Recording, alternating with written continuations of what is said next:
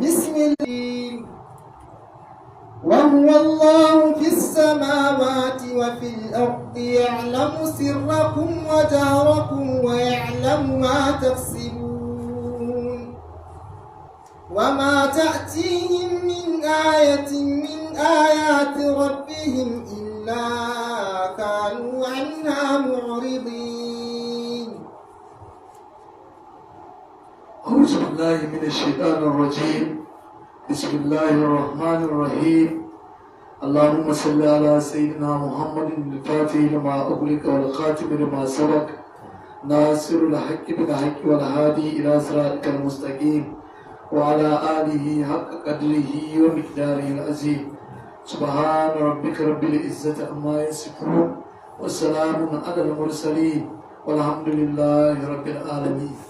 الراحمون يرحمهم الرحمن قال تبارك وتعالى ارحموا من في الأرض يرحمكم من في السماء. يا همة الشيخ ادري لنا بهذا المهدر ولتأتي بنظرة تأتي لنا بالزفر. السلام عليكم. muna godiya ga Allah madaukakin sarki wanda ya kawo mu wannan rana ta 3 ga watan Ramadana hijira annabi Muhammadu 1446 wanda ya daidai da 3 ga watan 3 miladiya a 2025. A yau insha Allah tabaraka wa ta'ala a wannan zawiya ci gaba da tafsirin alkur'ani da akan yi, za mu tashi akan wannan aya wadda alaramma ya karanta inda Allah maɗaukakin sarki ke cewa bismillahir rahmanir rahim. Wallahu bis samawati wa fil ard ya'lamu sirrakum wa jahrakum wa ya'lamu ma taksibun. Allah maɗaukakin sarki ya ce wallahu bis samawati, shine Allah a sammai bakwai, al-ma'budi abun bautawa, al-mustahiqqu lil ibadati wanda ya cancanci a bauta masa fiye da kowa. To shine Allah bis samawati a sammai bakwai wa bil ardi hakanan kuma a ƙasai bakwai. Shine Allah ubangijin abin da ke cikin sammai bakwai da abin da ke cikin ƙasai bakwai. Ya alamu sirrakum, kuma Allah maɗaukin sarki ya san abin da kuka ɓoye, waje harakun kuma ya san abin da kuka bayyana tun kafin bayyana abin, tun kafin tabbatar abin, tun kafin fitowar abin. Allah maɗaukakin sarki ya san faruwar abin kuma ya san shi. Ma ta sirruna wa ma ta jaharun, abin da kuka zama kuna ɓoyewa da abin da kuke bayyanawa. Wa ya alamu ma taksibun, kuma ya san abin da kuka tsorurta, kuka tara, kuke nema, kuke ta ajewa. Ta'amaluna min khairin aw sharri, wanda kuke aikatawa na alhairi ko na sharri. Wa ma ta'atihim ahla makkata, abin duk da kuka zo da shi ku mutanen Makka Qurayshawa kenan, min ayatin, na daga ayoyi, min ayati rabbihim, to daga dai ayoyin ubangijinsu ne suke zuwa da shi, min alqur'ani, na daga alqur'ani. Duka wannan abin duk da ya zo kowane iri aka zo da shi, to daga dai ayoyin alqur'ani ne asalinsa, daga nan ya samu tushe. Illa kanu anhamu urdin, sai dai su ala makkata din quraishu sai suka zo masu kau da kai, masu bujirewa daga kasancewarsu da zuwan wannan abin da ya bayyana a gare su, sai su kauda masa da kai, su nuna kamar ba san shi ba ko ba su taɓa gani ba. Kad kazzabu bil haqqi, haƙiƙa sun ƙaryata gaskiya. فقد كذبوا بالحق لما جاءهم فسوف يأتيهم أنباء ما كانوا به يستهزئون. ألم يروا كم أهلكنا من قبلهم من قرن مكناهم في الأرض ما لم نمكن لكم، وأرسلنا السماء عليهم مدرارا وجعلنا الأنهار تجري من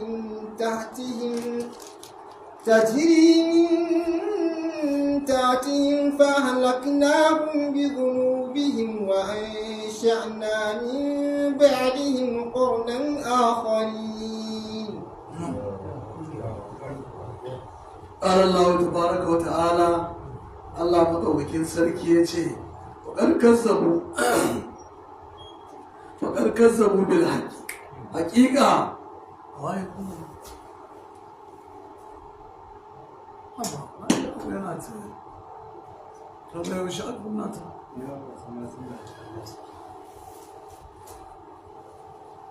وقد كذبوا بالحق hakika sun karyata gaskiya shine alqur'ani lamma ja'ahum lokacin da alqur'ani ya zo annabi sallallahu alaihi wasallam ya zo da alqur'ani sai suka kama kame su ce asairul awwalina su ce kahana bokanci ne su ce bori ne su ce ƙarya ne su ce mutane ne ke zuwa suna gaya masa suna karanta mashi duka dai nau'o'i duk irin nau'i na karyatawa babu irin karyatawar da basu ba babu irin karyatawar da basu ba fa sau fa yatihim an ba kuma kanu bi yastahzi'un Allah ce to da sannu amma da wanda ya kuma abin da kyauta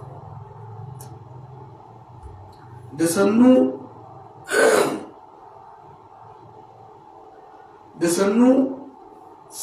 abinda fasofa ya tim an ba ma kanu bai saji'un da sannu labarin abinda suka zama suna istihza'i suna wulakantawa to da sannu labarin shi zai zo basu ɗaya bayan ɗaya za su gani ido na gani ido Allah maɗaukin sarki ce alam yarau ashin basu gane bane kam a halakana min qablihim min qarni basu gani bane basu shaida bane wayanda muka halakar asfarihim tafiye-tafiyensu ila sham zuwa sham daga makka a hanya zuwa sham ba su ga garuruwan da aka halaka ba ne sun ga alƙaryatai sun ga binnoni wayanda an yi wata al'umma wanda suka fi su ci gaba sun fi su wayewa sun fi su komai amma Allah maɗaukin sarki ya shafe su yanzu wurarensu sai dai kufai ya zama sai kufai duk wanda ya tashi daga makka zai ta sham sai ya ga haka to su ba su gani ba ne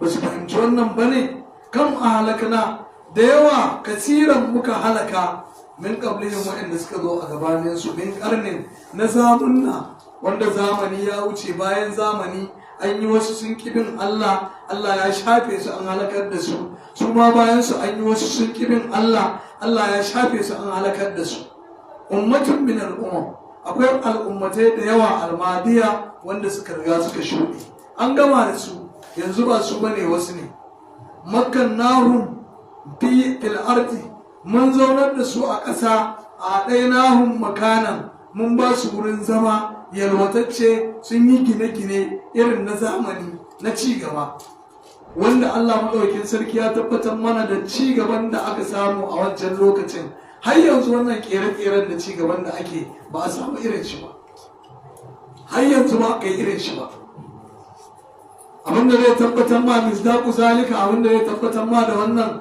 yanzu haka ana tono gurare irin na mutanen da suka wuce sai a tono gunki na zinari gunki amma na zinari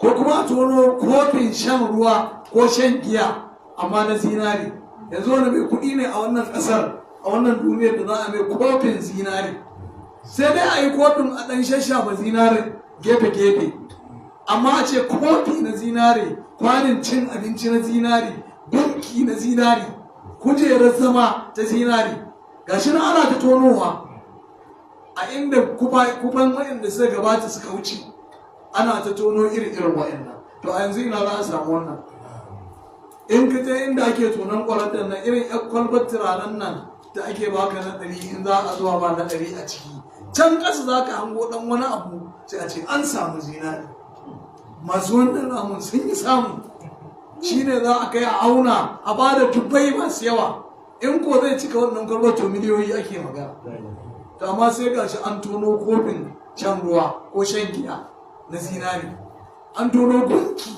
na zinari dukan shi na zinari kaga har yau ci gaban da aka samu ba kai irin ci gaban wa'anda suka gabata da wannan gine-ginen da kere-keren har yau ba a kai ba bare a cin masu bare a wuce su da saboda haka to duka an yi su an ba su makkan namun bil ard mun ba su wurin zama a bayan ƙasa su sakata su wahala su yadda suke so da arziki da wadata da kawai amma kuma Allah madaukakin sarki ya shafe su ummatun min al-umamil madiya sun zama al'ummatai wanda suka wuce suka gabata yanzu ba maganar su ake yi ba an wuce da su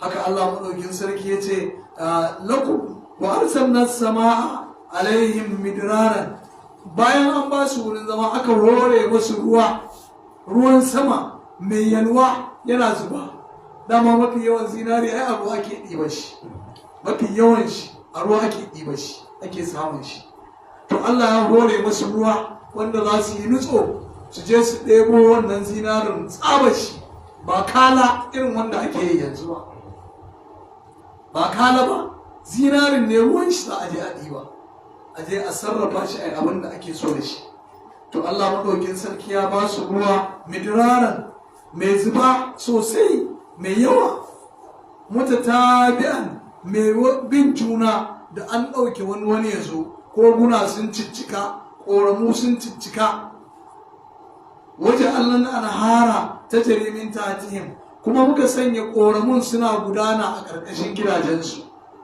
sun yi hanyar ruwan kowanne ƙarƙashin gidan shi ƙoramun suna nan suna gudana kamar yadda Allah ke ba da labarin aljanna ta jarimin tatihim anharu an yi wayarin ɗin duka waɗannan ƙoramun guda hudu sun bi gidan kowane ɗan aljanna iyaka lokacin duk da ya bukata kawai ya sha ko giya ko zuma ko madara ko ruwa kowane gidan ɗan aljanna akwai wayarin ɗin waɗannan lokacin duk da ya bukata ya sha to haka sun wa Allah maɗaukin sarki ya kamanta masu aka hore masu abin fa a halaka na abu amma duk bayan an gama wannan ta hata masakinihim a ƙarƙashin gidajen nasu duk da wannan daular da wannan ni'imar amma da suka saba ma Allah suka ƙin biyayya ga Allah ba a halakana hum baki ɗaya muka halakar da su muka shafe su bizunubihim saboda laifuffukan da suka aikata mu al'umma annabi Muhammadu mun gode mu kan muna da garanti cewa Allah ba zai halakar da mu kamar yadda halakar da al'umma ta yi ba albarka annabi sallallahu alaihi wasallam Allah ya mana alƙawari matukar kana cikin su to Allah ba zai masa azaba matukar bayan ba ka sun rike istighfari suna ta yi to Allah ba zai masa azaba mun samu wannan sannan annabi sallallahu alaihi wasallam ya roki abubuwa guda uku an bashi guda biyu ɗaya ne ba bashi ba annabi ya roƙi Allah cewa kada Allah ya halakar da al'ummar shi irin yadda aka halakar da adawa da samudawa da mutanen annabi lugu da sauran irin wanda aka halaka aka firkitar da su to ya roƙi Allah cewa kada ya halakar da nashi al'umma haka Allah ya amsa masa kada Allah ya halakar da al'ummar shi da sana yunwa ya zama cewa ta halaka saboda yunwa an halakar da al'umma saboda yunwa Allah ya amsa masa ba za a halakar da mu da yunwa kullum muna cikin abinci da wadata abu na uku shine kada Allah ya sanya al'umma su dinga faɗace-faɗace suna zubar da jini to nan ne aka ce alƙalami ya bushe ba mu samu wannan ba ai kokata yanzu muna ɗanɗana ko da ba mu samu wannan ba garantin ba gashi yanzu muna ɗanɗana sannan kuma to wannan ɗin ma saboda mu dai mun mori ubangida mu yan gata ne mun mori ubangida duk wannan wahalar da muke ciki kuma annabi sallallahu alaihi wasallam ya ce azabar al'ummata ita ce wannan kashe-kashe da tashin hankali da sauransu shine azabar al'ummata a nan duniya idan an je lahira shikenan ba su ba wannan din ma da ake mana to kafara ce a nan ne da mun tafi can shikenan an gama mun gama shan azaba a nan duniya da an je lahira shikenan ba sauran wani to mu mun dace mun gode da Allah maɗaukin sarki don kamu a hannu na gari ya sanya mu a hannun shugaba annabi Muhammadu dan gatan Allah wanda Allah yake ci da shi saboda haka duk abin da muka ce ya ce ai mana sai ai mana kuma an yi mana to mun gode to amma wayannan al'ummatan da wadatar su da arziki da iya komai irin nasu amma da suka saba ma Allah ba a halaknahum bi zunubihim Allah ce sai muka halakar da su da zunubansu wa sha'ana min ba'dihim qarnan akari bayan su mun shafe su muka tada wasu a wurin suka rayu suka ci gaba da rayuwa qarnan akari wasu zamuna banda wanda wa'ancan suka yi su din ma wani wurin yanzu an yi fa kusan kashi 3 an halakar da wa'anda suka zo na farko bayan su an maimaita wasu su ma sun yi abin da suka yi sun wuce kuma an tada wasu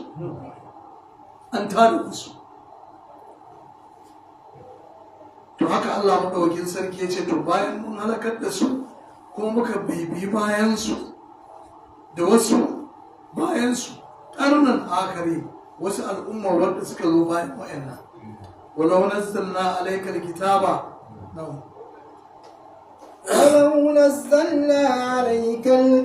ولو نزلنا عليك كتابا في قرطاس فلمسوا بأيديهم لقال الذين كفروا إن هذا إلا سحر مبين وقالوا لولا أنزل عليه ملك ولو أنزلنا ملكا لقضي الأمر ثم لا ينظرون. Allah subhanahu wa ta'ala ya ce walau nazzalna alaikal kitaba ba dan mun saukar maka da wannan littafin ba al-maktubun wanda yake rubutacce bi irdasin a cikin takardu a zamanin mu amma zamanin da aka saukar da shi ai ba takardun sai dai jikin fatar raƙuma a jiki ake rubutawa da fatar shanu idan aka yanka raƙumi aka gyara fata aka jeme ta to a jiki ake rubuta alƙur'ani wanda ma ya samu fatar kenan wani ɓallin katako wani ɓallin ice wani ganyen itaci ganyen doka irin mai faɗin nan da sauran ganyaye to mafi yawa duk a jiki aka rubuta alƙur'ani kuma da haka aka dinga tattara shi aka yi ta haɗawa kowa a je a nemo abin da ke hannun shi a zo a yi macin a haɗa da na wannan stada har muka samu wannan alƙur'ani da haka aka yi to fikir ɗasin a cikin takardu a zamanin mu kenan da yake shi alƙur'ani na jiya ne na yau ne kuma na gobe ne daidai mutanen da aka saukar da alƙur'anin a cikin su Qurayshawa to daidai da zamanin su ne duk maganganun da Allah maɗaukin sarki ya da su ake kuma ya yi daidai da su bayan wucewarsu mu yanzu da muka zo mu ma alƙur'anin daidai da mu ne duk abin da Allah maɗaukin sarki zai faɗa a cikin alƙur'ani to muna magana da mu ne kuma a cikin lokaci kuma daidai da mu bai saba ba ce wai akwai New Testament and Old Testament tsohon alƙawari da sabon alƙawari cewa wancan na wancan ya riga ya wuce wai yanzu sabon a'a alƙur'anin nan shine jiya shine gobe shine yau shine jibi ma in za a shekarar 100 nan gaba to al'ummar da za ta zo alƙur'ani daidai da ita ne za su same shi ko duk hukunce-hukuncen ya yi daidai da abin da suka zo da shi haka yake saboda haka yanzu kaga yanzu aka faɗi wannan firgir stacin ai ba yanzu aka faɗi shi ba a wancan zamanin kuma ai ba takardun fata ce to amma yanzu mu gashi ya zo daidai da mu a takardance kuma har Allah madaukakin sarki ya faɗa ya ce falama su bi aidihim shi alƙur'anin da aka rubuta jikin takardun har za ka iya kamawa da hannu ka shafa ka ji falama su za ka shafa shi bi aidihim da hannuwansu su taɓa su ji yadda suke zaton abun ba haka yake ba wani wahami ne suka ɗauka su suke ganin kaman abun. To Allah maɗaukin sarki ce to mun saukar da shi rubutacce a cikin takardu. Riƙun kama tarahu kamar yadda suka ƙirƙira suke nufin ba haka bane. Balama su in ma suna bukata su shafa su jibi ainihin da hannuwansu. Ablaga min ayun, ai wannan shi ya fi kaiwa matuƙa daga a gani kawai, bayan gani kuma a taɓa. An samu tabbaci kenan cewa haka yake. In gani zai ce ni ne na hanga daga nesa, haka abin yake ko ba haka yake ba, kaga akwai kila wakala ciki. To amma na gani kuma na taɓa a hannuna. Ai hujja ta isa, magana ta ƙare a wannan kenan.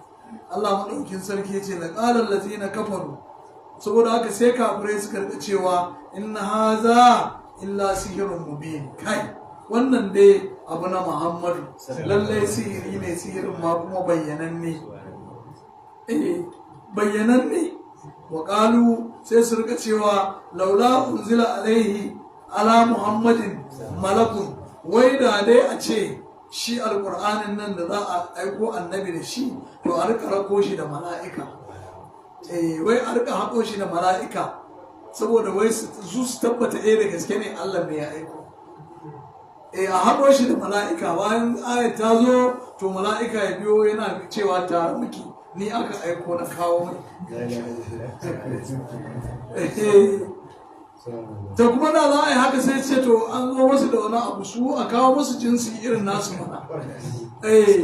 Kuma to amma da yake Allah ne ya riga ya iya, sai suka ga cewa kuma wai da a ce zai zo tare da mala'ika, a haɗo shi tare da mala'ika ya zo tare da shi, to shi kenan sai su ba da gaskiya.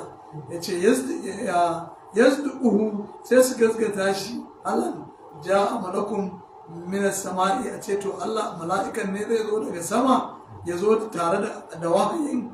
Kala ta ce walau an zanna malakan, ko da mun saukar da mala'ikan, ai kafirci ne tsintsar shi kuma yana nan.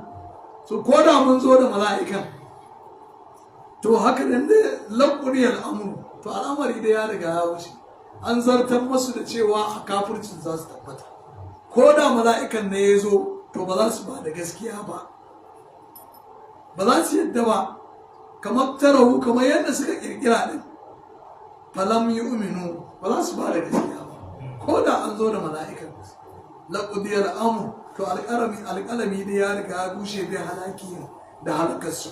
Sun malayun zarun, sannan kuma za a saurara musu ba, magana ta ƙare kawai, an gama da su, an sallame su. Walau ja malaku, da mala'ikan zai zo lahalaku, da sai sun halaka. Na'am. ولو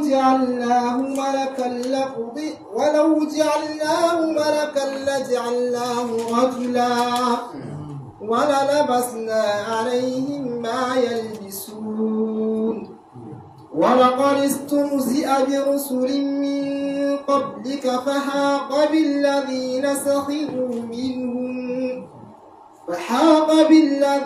سخروا منهم ما كانوا به يستهزئون قل سيروا في الأرض ثم انظروا كيف كان عاقبة المكذبين.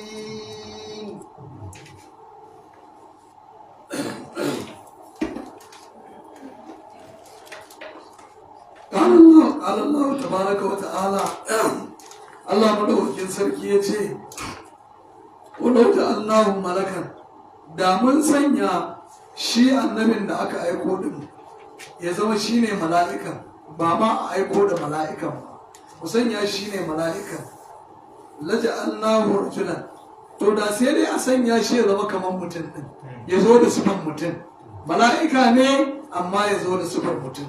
Hadha sirrun kabirun, wannan sirri ne babba. Wa hadha malikul ladhi talabu, wannan mala'ikan da suke nema din nan lawata, to da a ce ya zo a mala'ikan da sara rajulan, to sai dai ya zama mutum, sai ya zama da siffa irin ta mutum. Yanzu nuna yadda za su iya kallon shi, domin in mala'ika ya zo da siffa shi waye da ya kallon shi, sai kuma su ce yana ba su tsoro, su dai a aiko masa mutum irinsu, sai su yana ba su tsoro kuma al'adar ɗan adam ko kuma kafiri. To ƙarshe irin abin da za su faɗa kenan, sai to kuma an turo masu wani abu wanda ba irinsu ba, ya kamata a ba su mutum irinsu. Ya ce ala suratul rajulin, zai zo a suran mutum, da ya tamakkanu don su samu nutsuwa a zukatansu min ru'yatihi saboda ganin nasa.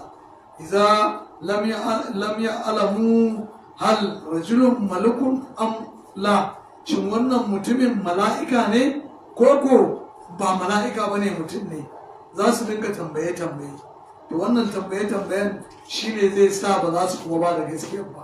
لأنه لو جاء ملك لكان رجلا، ko da ya zo a matsayin mala'ika ne to da kana rajulan zai zo ne a sifa irin ta mutum. Walal basna alaihim ma yalbisun, za su sanya irin abin da suka saba sa'awa a zukatan nasu. Labudda an yaka a lubsu, babu kawa ya zama akwai shigarwa da sawa a tattare da su, wanda shine zai ƙara ƙarfinsu kuma ya nuna musu manufar abin da ake so su gane. Tun da akwai hijabi an rufe idanuwa, an rufe zukata, saboda haka ba za su iya ganewan ba za su fahimta ba. Wala qadistu zai bi rusulin min qablika ya rasulullah, wannan karyatawa da wannan wulakanci da suke ba kanka aka fara ma. Ai sun yi ma manzanni kafin kai, sun yi wasu manzannin da suka zo istihza'i, wulakanci da karyatawa kafin zuwanka. Banu Adama, ‘yan Adam dai dama haka al'adarsu yake, fihim mala'ikatu, ai a cikinsu akwai mala'iku, a tattare da mutane akwai mala'iku, al'insu akwai mutane, halaka fihim, Allah maɗaukin sarki ya yi halitta a cikinsu, ya halitti mutane kuma ya halicci mala'iku tare da su. Ai akwai mala'ikun yanzu muna nan tattare da su, akwai raƙiƙu da atidu duk muna tare da su. To duka wannan ko da me zai faru inda suka nema, ai alƙawarin Allah ya riga ya zartu a kansu, saboda haka ba maganar shirya ba ce, ba za a daidaita da su ba akan irin abin da Allah maɗaukin sarki ya zartar da su, ba su tafi akan kafirci ne kawai. Allah maɗaukin sarki ce wala qattu zi'a da rusulun min qablika, hakika sun yi istihza'i ga wasu manzannin da suka zo gabaninka, fa haka bil ladzina sahiru, saboda haka sai suka tabbatar da abin da suka zama masu sirri akan shi minhu a cikinsu, ma kanu bihi yastahzi'un, na abin da suka zama suna yin istihza'in, suna wulakantawa, sai ya zama tare da su din, fa haka ya tabbata a kansu abinda suka saba mai istihza'in, suka saba sahiru, suka saba yin wasa da shi da tsirin minhum daga cikinsu, ma kanu bihi yastahzi'un, to sun zamo da har gobe suna nan suna aikata wannan abu. Waka za yuhiqqa biman istihza'a bika, haka nan ya tabbata ga wanda duk suka zama masu istihza'in a gare ka, sun taɓa yi kafin kai, sun yi wasu annabawan kafin kai, ba kai ne farko ba. Kul siru, Allah madaukin sarki ce kul ka gaya musu ya Rasulullah, siru fil ardi, to su yi tafiya mana a bayan ƙasa, sun manzuru sannan su duba kai fa kana aqibatul mukazzibi, yaya ƙarshen masu ƙaryatawa yake zama. Su bi tarihi, su yi tafiya cikin ƙasa shine su bi tarihi, yaya adawa da samudawa, ya mutanen fir'auna da mutanen annabi Lutu da suka karyata manzanninsu, menene ƙarshen sakamakonsu. Su je su bincika mana su gani yaya ƙarshen yake. Ai manzanni min halakin da yawa, manzannin da aka aiko ma wayannan annaba, wayannan mutanen miyagun mutane, amma sun zama dalilin halakarsu. To saboda haka sai su bincika su gani yaya sakamakon duk wa'incan ya zama. To in dai har sakamakon wa'incan halaka ce, to su ma yanzu abin da ya samu wa'incan shine zai same su, shine sakamakon binciken da aka ce siru fil ardi, su je su bincika a bayan ƙasa su ga irin halin da wa'incan suka kasance. to su ma yana nan tafi a gare su ba kawa abin da zai same su irin abin da ya samu wancan shine abin da zai same su. Allah ya kiyaye. Kul liman man fis samawati قل لمن ما في السماوات والأرض قل لله كتب على نفسه الرحمة ليجمعنكم إلى يوم القيامة لا ريب فيه الذين خسروا أنفسهم فهم لا يؤمنون وله ما سكن في الليل والنهار وهو السميع العليم. قال الله سبحانه وتعالى الله مدوكين سيتي كل كفنا مس يا رسول الله وما في السماوات والأرض abin da ke sammai bakwai da ƙasai bakwai liman nawaye nawa ne ma fi samawati wal ard nawa ne na Allah ne. to in ma ba su iya amsa ba ka ci kullillah ga ya musu ce musu na Allah ne. abin da ke sammai bakwai da ƙasai bakwai to ka gaya musu na Allah ne. La jawaba gairi ba wata amsa bayan wannan nan kawai shine amsa nan ne matsaya babu wata amsa bayan wannan. Ka taba a ranar sihir rahama Allah madaukin sarki ya hukunta ma kansa rahama fadalan minu domin ya zama fadala daga gare shi wa fihi a taladdufun fi du'a'ihim a cikin wannan ne aka samu tausasawa a cikin addu'a annabi Muhammadu ila da imani zuwa ga masu imani saboda Allah madaukin sarki ya rahama ne shi. So tunda ko rahama ne to ashe duk kyakkyawan zaton da annabawa suke ma al'ummar su za su musulunta, za su zamo a koma kan wannan asalin na rahama ɗin wadda Allah madaukin sarki ya wajabta ma kansa ita. Shi ne tausayin da ya sanya annabi sallallahu alaihi wasallam aka yi ta roƙon shi ma kafirai addu'a ya ma kafirai addu'a da yi ba. Tun daga lokacin Uhudu an roƙi annabi sallallahu alaihi wasallam cewa udu alal kuffar yayi addu'a ga kafirai yace la inna ma bu istu rahmatan lil alamin ni an aiko ni ne dan in zama rahama ga talikai. Allahumma ahdi qaumi fa innahum la ya'lamun. Bayan wannan an taba shiga wani kunci mai yawa shi ma aka ce annabi ya ma Qurayshawa addu'a mana duk su halaka a huta. Yace a'a ina kyautata tsammanin kila su haifi jikokin da za su zo su ba da gaskiya da Allah da manzo. To in an masu sun mutu waye zai haifi wa'annan yara? Kuma su ɗin ba a yanke masu ƙauna ba in dai banda waɗanda alƙawarin Allah ya zarto a kansu kawai. To su ɗin ma sauran ba a yanke masu ƙauna ba. To sai ko gashi Allah maɗaukin sarki ya tabbatar da maganar manzansa. Dukkan gagaggan kafiran nan ba wanda ba a samu ɗan shi ko jikan shi ya zama musulmi ba. Ya ba da gaskiya da Allah ba. Mu ɗauko babban kasurgumin makiyin manzan Allah Abuja sai ga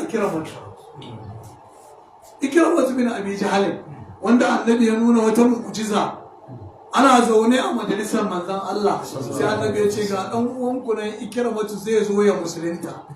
Wa ya gaya mashi a ina aka je? Ana mu'jiza ce sirri ne na gaibi. Ga dan uwanku nan Ikramatu zai zo ya musulunta, idan ya zo ya musulunta kan wanda ya ƙara zagin baban shi. Ka ji wata kyakkyawan mu'amala. Ka ji wata kyakkyawan mu'amala irin ta manzan Allah. Abu Jahal wanda bai ta minti sakan bai taɓa harbawa ba face yana tunanin ya bai ji ba annabi Muhammad. Tunanin shi da dare da rana na safe da yamma numfashin shi bai taɓa shiga ya fita ba face yana tunanin ya zai yi gaba annabi Muhammad. Ko ba annabi Muhammad shi bai taɓa ganin annabi a matsayin Rasulullahi ba. Bai taɓa ganin annabi a matsayin Rasulullahi ba. Shi yatimin Abi Talibin yake gani, marayan gidan Abu Talib kawai shi yake gani. To amma ka ji irin izaya da ƙanƙanci da wulaƙanci da cin mutunci da kisan muminai da ya jagoranta aka ta yi, duk wanda ya bada gaskiya da Allah sai dai in ya gudu ya koma gindin annabi Muhammad. Amma in dai bai dawo gidan iyayen shi, to dama ai an bata, iyaye sun kore shi, an rabu da 'ya'ya da mata duk an fasa su, sai dai shi kadai. To sannan kuma ba zai iya zuwa cikin gari ya warwala ba. Da za a hango shi can za a iya sa wasu katti a ce su je su kashe shi, tun da ya bi Muhammadu kawai shi kenan ya su kashe shi. A irin haka ne aka dira gidansu Yasir ko Sayyidina Yasir, aka je gidan shi aka kama shi da matar shi da 'ya'yan shi, aka bar wajen gari aka ɗaure su, aka kashe da kashewa, aka bar na bari a cikin jagorancin Abu Jahal ne.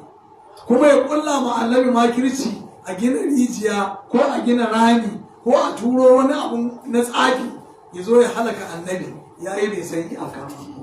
To Allah ya ce inna ka bainaka al-mustahzi'in. Saboda haka duk wani wanda ne wani abu an riga an gama ba dai mutum ba, sai dai wanda ya halicce shi. To Abu Jahal kenan, sai ga Ikramatu bin Abi Jahal ya zo ya musulunta kuma ya kyautata musulunci shi har ya mutu kuma yana musulmi. Bayan shi akwai Walidun nan dai da yake cewa a halaktu malan lubada, na halakar da dukiya mai yawa saboda ƙiyayya da annabi. Shi ne ke ɗaukar 'yan haya su je su gina rami inda annabi ke wucewa don in ya zo ya fada, ko a kafa kusa da ƙaya da kwalba a kakkafa hanyar da annabi yake bi don in ya zo ya taka. Har yana proud yana cewa ya kashe dukiya mai yawa saboda ƙiyayya da annabi. To sai gashi ya haifi Khalid, kwamanda na yakin musulunci, duk da dai ya yi ɓanna kafin ya zo musulunci, to amma da ya zo musulunci kuma ya rama ta hamma an ci riba. Annabi bai taɓa ɗora shi akan kwamandancin yaƙi ba, face sai an ci nasara a yaƙi bai taɓa karye mai ba. To mahaifinsa ne wannan Walidu, wanda Allah ya mazagi 10 a cikin Alƙur'ani. Ammazin masha'in binami manna'in lil khair mu'tadin asim utullin ba'da zalika zanim. Shi ne ba, to sai ga kuma ɗan shi ya zama kwamandan musulunci wanda ake takama da shi. Ga Hindu bintu Utuba, Hindu ita ce ta dalilin aka shi Sayyidina Hamza, amma ƙarshe ita ma sai ta musulunta, ta ci bilis ta musulunta. To suna da yawa, ‘ya'yan iri-irin su Mugira ɗin nan, ai akwai ‘ya'yansu suna ta ruwaito hadisi bin Mugira. To wannan Mugiran suna daga cikin wayancan su Shaibatu, duk irinsu ne wanda suka matsa ma annabi Muhammadu da wulaƙanci iri. Dama duk ga 'ya'yansu nan da ƙarshe kyakkyawan zaton da annabi sallallahu alaihi wasallam yake masu ya tabbata. Gashi nan duk 'ya'yansu wasu jikokinsu sun duk sun musulunta. To da a ce annabi sallallahu alaihi wasallam ya yi addu'a duk sun halaka fa, ya za a samu wa'annan? To su kansu ma annabi kwaɗai yake yi akan za su musulunta. Ba sai da har Allah madaukin sarki ya neme ta taka mai burki ba, ya ce wasbir nafsaka ma'allazina yad'una rabbahum bil ghadati wal ashi yuriduna wajha wala ta'du aynaka anhum. Karkar ga wayancan kana tsaron wayancan wai za su wasu musulunta, ka rabu da wayannan kazaman, su kuma suna so sai an kora wayannan ayyarsa. Sun ce su in dai za a zauna da su Abu Huraira, su waye masu wali kazamai wayanda ba su da aikin komai sai zama gidan manzon Allah, to in dai su wayannan suna nan su ba za su zo ba. In ko annabi ya ga ya dai da su to ya koro wayannan, to da an koro wayannan ai ga da an yi rasa dan su ba za su zauna ba. Sai ga wayannan din su Allah ya nufa da rahamar, duk wanda aka ambaci sunansa sai an ce radiyallahu anhu. Musuluncin duniya ya ba su cikakken shaida, banda wanda annabi Muhammad ya ba su, banda wanda Allah ya ba su, to musulmin duniya sun musu shaida duk wanda aka ambata daga cikinsu sai an ce mai radiyallahu anhu. To amma saboda kwaɗayin annabi da su ji a wasa wata walla ko a wasa wata walla an ja a wani ama ibn umma maktum ya zo kuma quraish sun zo shi annabi kwaɗayin in aka samu manyan nan kamar kila matsala ta ƙare kwaɗayin haka ya sa ya kyale ibn ummu maktum ya waiwaya wayan wa'incan kibar quraish. To amma karshe Allah madaukakin sarki yayi kaman annabi yayi tarko a wula sannan annabi sallallahu alaihi Allah ya gaya masa wa ma yudika Allah ya zakka aw ya zakkaru fa tanfa'u zikra su kaga nasu ba zai amfana ba kenan amsa kenan to haka Allah madaukakin sarki yayi da wayannan bayi nasa na karanta ma ya ji ma'annako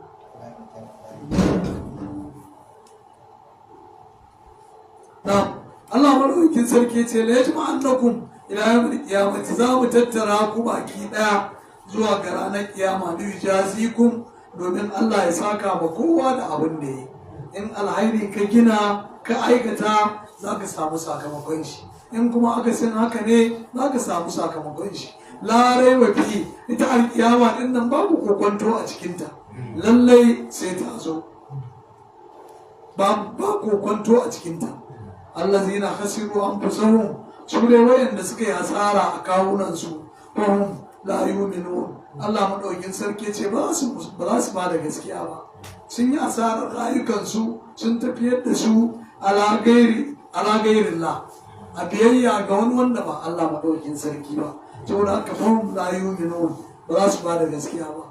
Allah ya subhanahu wa ta'ala ce walahu ma sakana bil layli wan nahar kuma abin da ke zaune a cikin dare da rana ko abin da ke tabbaci a cikin dare da rana lahu din na Allah ne ba wani mai shi kullu shay'in fa huwa li rabbihi ko wani abu na ubangijinsa ne ba wani khaliquhu halittarsa wa malikuhu da mallakarsa qala fi bidayati surati ai Allah ya faɗa ma a farkon sura yace khalaqas samawati wal ard shine ya halicci sammai bakwai da kasai bakwai hadal makan wannan wuri makan samawati wal ard wuri ne wanda yake a sama da ƙasa baki ɗaya iya matsayin saman nan ba ta ba da labaru ba iya ba da labarinta sai dai a kamanta kawai amma duk wani labari ba zai iya wadatar da kai ba abinda aka ce daga nan kafin zuwa sama ta ɗaya tafiya shekara 500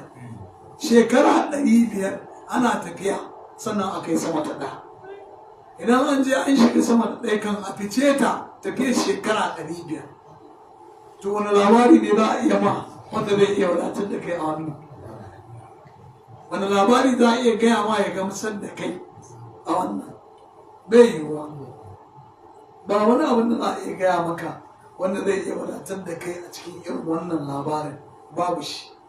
Allah maɗaukin sarki to duk wayannan shine mahaliccinsu mamallakinsu shi ya tabbatar da su da abubuwan wa masu kana billahi wannan har da abin da ke tabbace yake zaune a cikin sama da ƙasa yake nan yake rayuwa dukkan su da Allah ne maɗaukin sarki ruwa sami'ul alim kuma shi Allah mai ji ne al'alimu kuma mai gani ne a masani ne kul a gairar lahi attakizu waliyan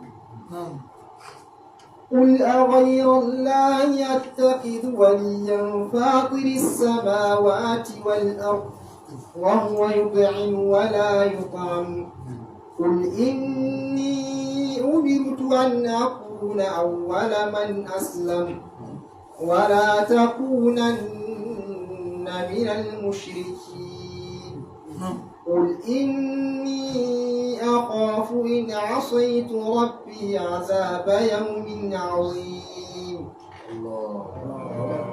قال الله سبحانه وتعالى Allah maɗaukin sarki ya ci gaba da cewa kul ka gaya musu ka tambaye su ko kuma ka gaya musu a gairar layi ittakizu waliyan wai wani Allah ne kuke so ku riƙa majibincin al'amarinku bayan ga Allah nan ya ce shi ke da sammai bakwai da ƙasai bakwai wa ma fiha da abin da ke cikinsu, duk abin da ke zaune a ciki ma nashi ne, amma kuma kuna ƙoƙarin ku yi riƙo da wani Allah a matsayin majibincin al'amarinku, a abuduhu ku riƙa bauta masa. Gashi Allah faɗir samawati shine wanda ya ƙirƙiri sammai ba tare da ya ga samfuri ba, wal ard kuma ya ƙirƙiri ƙasa ba tare da ya ga samfuri ba. Duka wayannan fa mabda'uhuma shine mafarinsu. Allah subhanahu wata'ala shine mafarinsu. Wa huwa yud'imu, Allah kuma shine mai azurtawa. Wala yud'amu, shi ba a ciyar da shi. Shi ke ciyarwa amma ba a ciyar da shi. La yurzaku, shi ba a azurta shi. Allah madaukakin sarki ba mai azurta shi ke azurtawa. Kul ka gaya musu dai har yanzu, inni umirtu an akuna awwala man aslama. To ni ne farkon wanda aka umarce ni da cewa in miƙa kai in musulunta, in zama musulmi lillahi zuwa ga Allah. Ƙalar mufassiru mai fassara ya ce la ya kunanna minal mushriki, kada ya zamo daga cikin mushrikai. Kar ya zamo daga cikin mushrikai, ko kuma ba zai zamo daga cikin mushrikai ba. Kul inni akamu in asaitu rabbi, to ka gaya ni fa ina jin tsoron in saba ma ubangiji na. Ina jin tsoro in saba ma ubangiji na. Ubangiji na ya tattali azaba yawmin azim, azaba a rana mai girma. Ya tattali wata azaba a rana mai girma. Huwa yawmal qiyamati, ita ce ranar kiyama. Wa man yasrif anhu yawma izin faqar rahima. Nan ne na za a tashi. Sadaqallahu al-azim wa baraka rasuluhu an-nabiyyu mustafa al-karim wa nahnu ala ma qala rabbuna wa maulana min ash-shahidin. Alhamdulillah. Mura ta kama mure sai dai ayi hakuri. Ana ta ciciza da kyar. To Allah ya ba mu lafiya. Bankan nan da muka sha ciyar nan kan farga, to ita ta yi tasiri. To Allah ya ƙara mana lafiya. Mun kwana a wannan gaba da fatan abin da muka faɗa daidai Allah ya ba mu sakamakon shi. Wanda muka yi kuskure kuma Allah ya yafi mana kurakuranmu. Allah ya ƙara mana ilimi mai yawa mai albarka. Albarka sayyidina Rasulullahi sallallahu alaihi wa alihi wa sallam. Allah ya saka mu kowa da alheri. Sai tambayoyi idan akwai tambayoyi.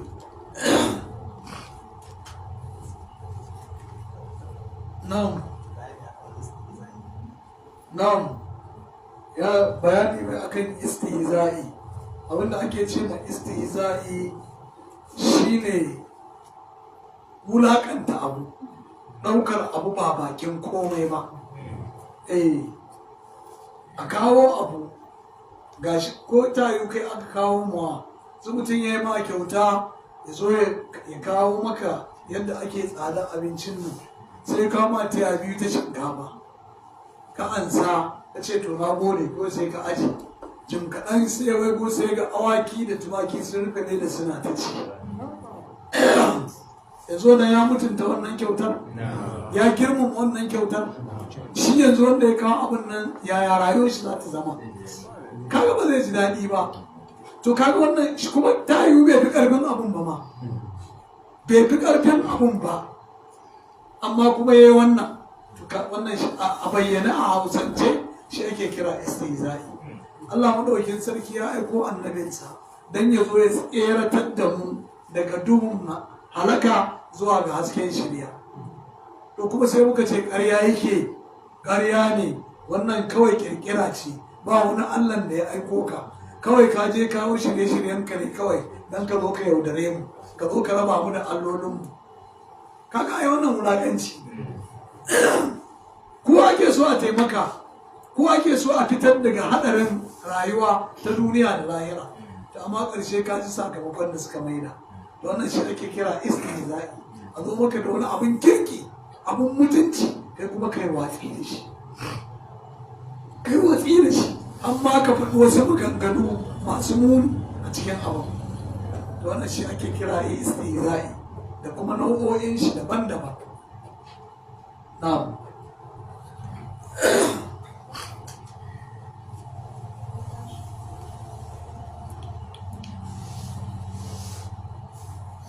Yastahzi'u bihi wa yastahzi'u bihi. Yawa wala kadistu zi'a bi rusulin. Kaga maganar tana ta fitowa fili. Sun wulaƙanta manzannin da aka aiko musu. Wasu ta haza abi da awati suka wulaƙanta kiran shi, suka istihza'i da kiran, suka wulaƙanta kiran, ba su ansa ba. Na'am, duk gashi nan a cikin karatu. To manufar da yake nan. Na'am. Allah ya mana muwafaka. Da alama ina ba tambayoyi kenan ko Allah ya samu dace.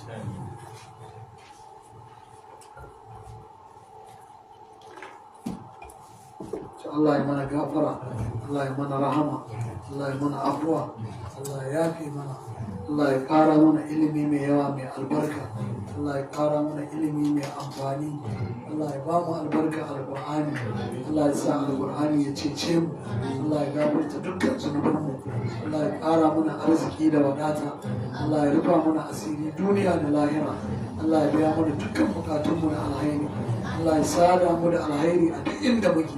Wannan wata mai alfarma da ya kama, Allah ka sa muna da rabo da yawa a cikinsa. Allah karɓi ibadunmu, Allah karɓi dukkan ibadunmu, Allah karɓi azuminmu da sallolinmu da dukkan ayyukanmu na alhairi. Allah ka sa muna daga cikin wayanda ake yantawa a wannan wata. Allah ka sa muna daga cikin yantattu a wannan wata. Alfarma annabi Muhammad. Allah ta abin da ya zama damuwa a gare mu albarka wannan wata, Allah ka yaye mana. Allah wannan musiba da ke ta damun al'umma ta fashe-fashe da kame-kame da kashe-kashe da ɗauke-ɗauke, to Allah ka kawo ƙarshen wannan musiba. Allah ka kawo ƙarshen ta. Masu yin Allah ka kame hannuwansu, Allah ka kame bakunansu, ka kame idanuwansu, Allah ka hana su aikatawa. Yan uwa da ke hannunsu a tsatsare, to Allah ka ba su mafita, Allah ka ba su kyakkyawan mafita, Allah ka dawo da su a cikin iyalinsu cikin aminci. Barka sayyidina Rasulullahi. Ko kuma Allah ka tsare mu, Allah kada ka haɗa mu da su, Allah kada ka haɗa su da mu. In mun yi nan, Allah ka sa su yi nan, kuma Allah ka nitanta su da duk inda yan uwa musulmi suke. Barka annabi sallallahu alaihi wasallam. Magidanta Allah ka bada abin da za a yi sarur a yi burka baki, kuma a yi hidimar sallah. A yi hidimar sallah tun da an fara azumin ai ta zo, to Allah ya ba mu gidanta abin da za a yi hidimar sallah da hidimar azumi. Barka annabi sallallahu alaihi wasallam. Allah ya karba mana, Allah ya sa muna daga cikin yantattu a wannan wata. Barka alqur'ani, barka annabi Muhammad. Allah ka wadata mu, karba mana asiri, tsare mu, ka kiyaye imanin mu da mutuncin mu. Barka Allah kai mana kyakkyawan ƙarshe. Barka annabi sallallahu alaihi wasallam. Fatiha salatul fatiha.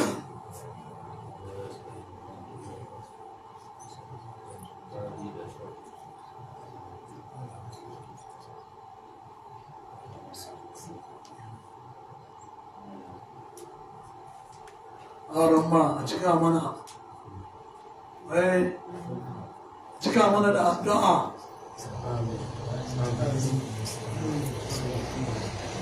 Masha Allah, Allah ya mana muwafaka.